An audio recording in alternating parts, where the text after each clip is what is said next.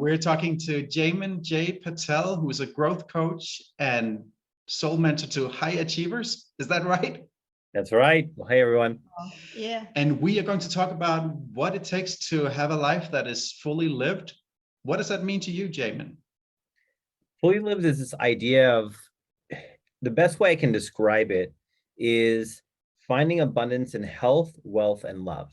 And it's like this feeling where, you're like on vacation, you've had a day of adventure, it's sunset, you're eating a beautiful meal, and you just think to yourself, like, wow, like I feel alive, like everything feels possible, right? Yeah. It's taking that moment, but not just reserving it for those moments on vacation, but to experience that every day. And that's available to everyone, but we're so conditioned by society and the world and 18 years of going to school to live life a way in which it's like gut to grind and do whatever. And I love this idea of whose life is it anyways, because fully lived is about taking the deepest control of your life so that literally miracles are just occurring every day. And you go from like, yeah, my life is good, to like, oh my God, I can't believe this is my life. And that transition is my favorite things to help support people on. God, I love you so much already.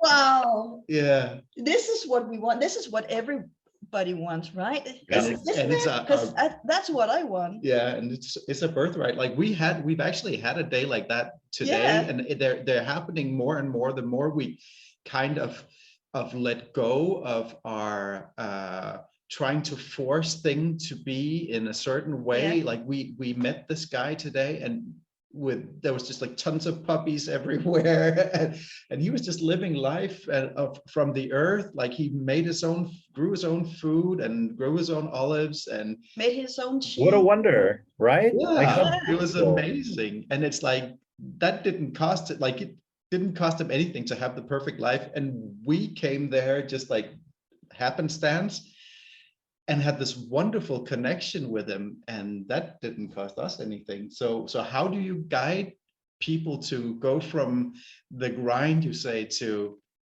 achieve what? Yeah, to the surrender, or to just be. Yeah, perfect. So the main type of person that I work with is usually like a business owner. They feel successful in some way, whether it's financial, whether it's like a family life. Like look at you guys, like just taking off across Europe with your family. Like that's success for so many people. It could be publishing a book or creating an album, right? And then they get to that point of they're doing it, and then they think, okay, I'm successful, now what? What follows? There's somewhere I feel like I want to be, but where is that? There's something that I feel like I want, but what is that? And so I love guiding people who have the drive to get to somewhere, wherever that might be. I don't define success, but I help people who feel like they're there, and then they want to know what more is possible. And so within that, there's a variety of things. Like some of the work is subtractive. So we're taking away some of these things that get in our way. A lot of it is societal programming that we've received, again, as I mentioned, through 18 years of schooling and through media and all this sort of stuff. The other work is about going in, and it's like about activating. So one of the main things that I love doing is working on the transpersonal level or the archetypal level. So I'm not sure if you guys have done a lot of archetypal work, but it's literally connecting, and I connect with 7 specific archetypes when I do this work, and it's the king, the prince, the warrior, magician, lover, navigator, and sage. And of course, with women, it's the queen and the warrioress, right? So through those archetypes, what happens is a whole world opens up beyond the one that we know. And when we connect into our king energy, what it's actually doing is, it's not like make-believe. It is in a way, it's fun and fantastical, but the archetypes have survived for so long in the history and the stories that cultures have passed on for generations, because we always connect to them. And, Hollywood movies are made with them. And what happens is when we connect into our own king, it's an avenue for us to come into our own sovereignty, for example, right? And what it does is connects parts of ourselves that exist, but we don't know how to access them as one. And the archetype comes in and cuts across and says, okay, now you're speaking to your heart and your fear and your soul and your desire, like all of these parts of our psyche, and gives them voice. So there's a lot of activating work that also needs to be done.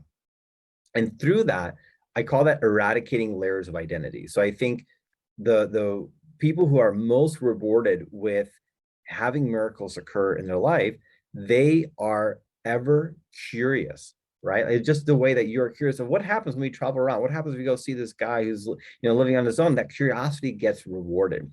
And the more curious we can be, the more willing those people are in order to eradicate those layers of identity to come to the next layer. Now, the thing is, a lot of those layers are very scary for people to remove because right behind them is two major things that are like my main focus, like the very center of my work. And that is worthiness and emotions. So as we take out, right, you're feeling me on this. So it takes a lot of worthiness and self-understanding to take off and leave the normal job and do whatever it is, and then go off with your family around the world, like taking control of life. Whose life is it anyways? Is an amazing question to ask. And those who are ever curious and have done that worthiness work or deservingness and say, I deserve better than this normal day-to-day 9 to 5, or running a group of people in my business or whatever it might be, into I can separate from that and I can have that and more, right? So the worthiness comes in. And to me, when I work on people's worthiness, or what I call their deservingness and their level of deservingness they feel, when they've told their whole life, don't ask for too much, don't be too much, or you're not enough, whatever those stories are that we've been told over and over, in that deservingness is really the power to come in and say, like, there's more for me here.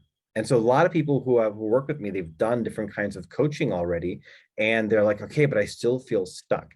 And so when we open up that worthiness, then they can really make that shift into going the other way.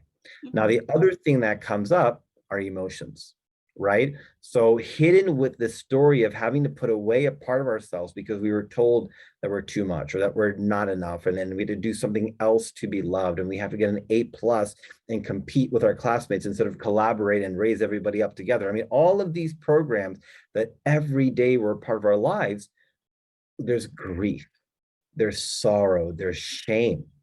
And so one of the things that I love to do is to take emotions as we kind of know them today that are kind of wonky, and I align them so you can understand. I always say to people, I spent 30 years avoiding shame, and now it's my favorite emotion because I understand it differently. I relate to emotions differently.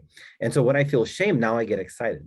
So behind the layers of eradicating these layers of identity, which is always fun, like, people love taking a personality test, or they work with gene keys or human design, all this gives us information about ourselves. Excellent. But that's just the one layer. When you get to a deeper layer, you need to pass through the worthiness and the deservingness, and you have to pass through the emotionality. So I help people shift into that work of eradicating and understanding how to re-relate to their emotions. And then there's 3 layers of emotional mastery that allows that to occur, right? So that's the second part of the journey for people who want to take control of their lives and move into a life that's fully lived. Because as long as you're listening to somebody else, as long as you're connected into that past identity that's been told what to do and how to be and what success is and and we're caged by that, we're not going to take the full reins all the way. And I love when that people just reach out and they get that full rein. They'd have that transition and the transformation. The final layer, though, there's one more layer, is that once you do see yourself, and it's almost like you're taking off a mask and you're seeing, like, oh my God, I've been wearing this mask. And on the other hand, you're putting on a pair of glasses. You're like, oh wow, I'm seeing a new color in the world that I didn't even know existed. So you get all this new identity, you do the emotional work, and then you have to re-relate to the world around us. Yeah. Because maybe 99.8% of people are still living that way. 0.2% of us are taking life by the reins, and we're all like on our own path, and it's beautiful, right? So it's not like a right and a wrong here. It's just a layer of readiness, of awareness. When you become more aware of what's available and you're ever curious, as I said, and you're driven and you feel some kind of soul calling, some soul alignment of like, okay, I feel like this is not me. I need something else, right? All of those 3 things are what I think, identify a great person who can take their life control back. The final layer is then re-relating to the world around you and being the ripple effect, Yeah. right? So that's what I feel like my life is. I feel like my life is to shine as an embodiment of possibility, so people can see like that's all really possible. Like this guy I knew from this small town in America, graduated with 94 students, like is now doing all this stuff. Okay, like that. And so for anyone who's making impact or making influence, you know, I love working with them because then the ripple effect gets really big. And that final layer is what I call the languaging of happiness. Yeah. Okay. And so the words that we used, for example, you might find people who say, oh, well, yeah, you know, I'd love to do this, but I got to do this. I have to do this. I Yeah. should do that. And once I get that done, then I want to do that. Right. Yeah. I'll give you an example right here that you can use. Change that wording to get to. I get to experience this maybe challenging thing so that I can grow. Instead of, oh, I have to submit my report, or I have to, you know, apply for this job, or I have to prepare for this interview. It's like, I get to. As soon as you just make that little change of languaging and saying, wow, I get to prepare for this interview. Yeah. Amazing. I've been preparing my whole life for this interview. I can't believe I have this interview right now. Amazing. So the same thing is happening, right? It's the way I like to think of it is like two people go on a roller coaster. One of them can come off and say, oh, I feel so alive. I love this. And the other one's like, I'm never going to go on a roller coaster again. Yeah. That's us. That's exactly. I love roller coasters. She hates them. Yeah. Yeah. So, but it's the person, right? It's not the roller coaster. It's No, the no. person. So it's not life. It's not like you got this and you have that. It's like everything is possible for everyone. My favorite saying, everything is possible. Yeah. And so the third part of the journey is to equip people with more of this ways they're staying stuck in their language that's causing a lack of fulfillment, a lack of happiness, a lack of satisfaction in their lives, and switch it to, you know, I love this one. It's like, I get to. If you just change your languaging to that, you're like, oh, wow, I get to experience whatever is happening right now. I get to. And then you find the excitement and the gift in it. So that's just like a little sampling of what's possible when you take all these steps. But So let me pause that's there. not That was a lot. That's not a little thing though. That's like having that insight. I mean, the stuff we've been through when we got our daughter, the whole thing. I mean, we've been dragged kicking and screaming through all of that. But without all the stuff that we were dragged through, we could never have the growth and the. We would never have. We've never have met you. I mean, and Yeah. So if we had been able to, I know that we weren't at that point, because we weren't at that point in our life to have that realization. Yeah. But if we could have gone into all those experiences knowing that what it enabled us to do further down the road, it would have been like, it would have completely changed the whole thing around. It ended up changing the whole thing around, but we could only do that from the vantage point we have now. But we are now more able to do that. So the inside of that is like, that is really great. You are offering all the viewers here a free workshop. Could you speak a little bit into that? Yeah, it's an amazing workshop that I truly feel will just create this ripple effect and help open people up into possibilities. So it's something that I when I taught it, I was charging $200 for it, but I want to offer it for free because it's now it's recorded, it's done, and it's definitely worth, I think, more than that. But it's called I'm Successful, Now What? And it's this idea of like, okay, when I get to this point where I feel like, okay, life is good, how do I get to, oh my God, this is my life? Like, right, what is that next? And for most people, next is this uncharted territory. And there's no kind of tools to navigate, like, again, that feeling of, I know I want to go somewhere, but where? I know I want something, but what?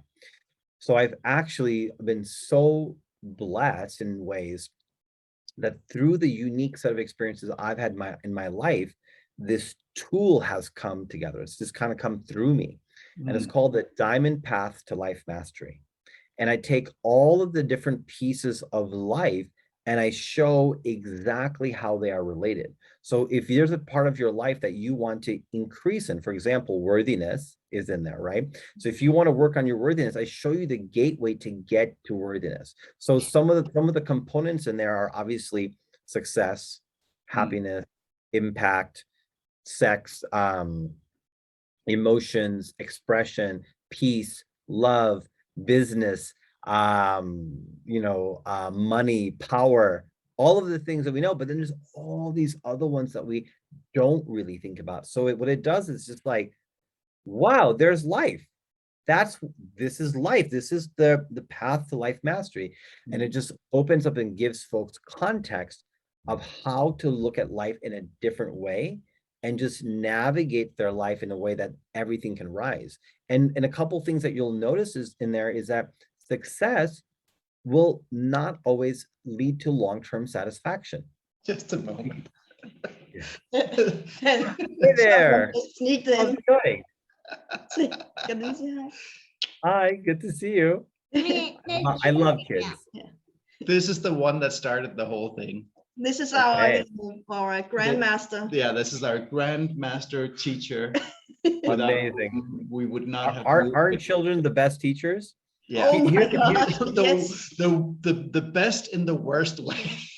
Yes, exactly. Kan vi gå ned, når man skal? Nej, gå ned, når man skal. Vi kommer lige om lidt.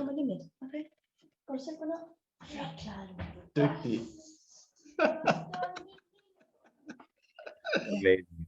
Yeah. So yeah, so the gift is the full recording of that masterclass, in which I will just really share a lot of my philosophies and ways to change your perspective on how you look at life, so that you can see what more is available for you, and then literally go through this actual tool and just make it available for people so that they can begin to navigate life on their own. So that is a gift for all the participants and viewers who are drawn, soul aligned, as I said, to, I want to know whose life is it anyways. I want to take the reins. Like, this is your reward for that. Wow. Fantastic. Yeah. I mean, that's just like, when you do, like, as you say, the next tool will show up for you, the next path will show up for you. So and so there's another tool to grab for those who feel called to do that.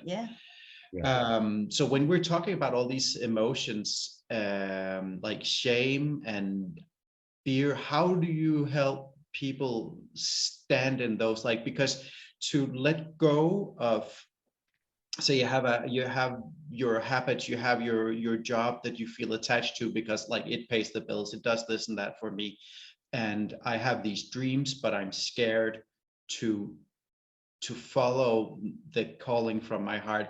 How do you guide people to stand in that? Yeah, so there are so many specific individual journeys that we have with each emotion, and we have like maybe 5 minutes here, so it's a lot to squeeze in. But what I want to do is offer. I want to offer. I know I could go for hours. This is my passion. But I want to offer a perspective shift that's going to be really powerful. Okay, and that's this. Life is about emotions. Okay, we in society have termed these as positive and negative emotions, right? So joy, pleasure, bliss, orgasm, and then, fear, shame, anger, sadness, right? So that's the wording there is like positive and negative emotions. No, our soul is programmed to want to experience everything. No matter if we have $1 billion, we will still feel all of the emotions, and thank God, it means we're alive.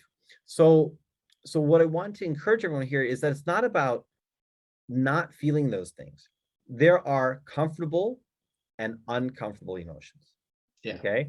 So they're comfortable to feel joy and bliss, but it can actually be uncomfortable for some people. And it may be uncomfortable for most people to feel sorrow, shame, and those things, but it may feel really comfortable for certain people. So there's comfortable and uncomfortable emotions. Now, here's the thing. This is the perspective shift that I want to give, is that if we're always going to be feeling this, no matter what, right? what happens in 99.8% of people is when we're on the downswing and there's a contraction, what happens? Netflix, porn, drinking, addictions, right? Mm. And we kind of like numb out on going down. But Yeah. what we don't realize is that we then forebode joy. We can't reach as high, and then we're numbing out up here. So we're never too happy. We're never too sad. We're never too happy. We're never too fearful. We're never too, and people are living their life like this. Okay, that's Yeah. it. Imagine it's like a heart boop, boop, boop. Mm. When you're living fully lived, you're doing this. Yeah. You're doing the full go. So when you come into a point in your own life, whoever you are, whatever emotion your journey is with, again, just unique cases for each, but we can't go into each one. So when you're coming down into fear, sadness, sorrow, grief, shame, whatever that might be, if it's like a roller coaster and you're holding on and you're avoiding, what's happening? You're actually just delaying how much, and you're in it longer, and then you're stopping any momentum to shoot back up the other side. Fantastic. So the encouragement is to allow, and there's so many layers of emotional mastery that go into allowing. I know I'm saying allow, and that's difficult, right? But allow in your own way that as much as you can. And then you can go down and pick up the momentum to come up and begin to expand your life to when you feel more of the fear, shame, sorrow, grief, anger, then you actually come up and feel more joy, more pleasure, more bliss. In fact, in sex, you will feel more orgasm. When you cry and you get angry in a healthy way, remember, anger is not bad, right? Anger is fine. It's hurting, letting your anger hurt someone, that's bad. Yeah. So because we confuse those two, most people avoid anger, and then they're having mediocre sex. It's all related. It's So this is why maybe that makeup sex is the best. yeah, because it's full of emotionality, and that's when it's so good. So this is the thing in the Diamond Path that's in the masterclass, is it puts all these together, and you're like, oh wow, like I see how this is influencing that. Because if you're avoiding your anger because you were told anger is wrong, which is misinformation, this is one of those locking it in. Yeah. Anger is great. Letting your anger hurt someone, not okay. No. But feeling anger in a healthy way, which we've never been taught, which is what I teach, is like, then we can go in and then we come out the other side and we're feeling more joy, more bliss, more pleasure, and better orgasm, so everything is related, and so yeah, so I hope people dive into the Diamond Path to see how they're related. They use some of these perspective shifts to know that what we've ultimately been told about emotions is wrong, and there's another way, and hopefully they can expand in their capacity and not go into a thing where it's like, okay, let me turn to my usual addictions and then just live a life like this. Yeah. If you talk about whose life is it anyways, Yeah. people who are living are doing this. They're moving through it nice and quick, and they're spending time up there, moving through it nice and quick and spending time up there, and they're perfectly expansive, and that's where miracles occur. Hey, thanks for watching. If you liked what you just saw, head on over to whoselifeisitsummit.com/podcast, where you can find full-length episodes as well as in audio format, and we do a lot of other cool stuff. You can hang out with us and other like-minded individuals who want to create a world that works for everyone, and we do that on our platform where we can chat, and we have Q&As and exclusive interviews as well. So there's so much to get over there. So come on over and play with us.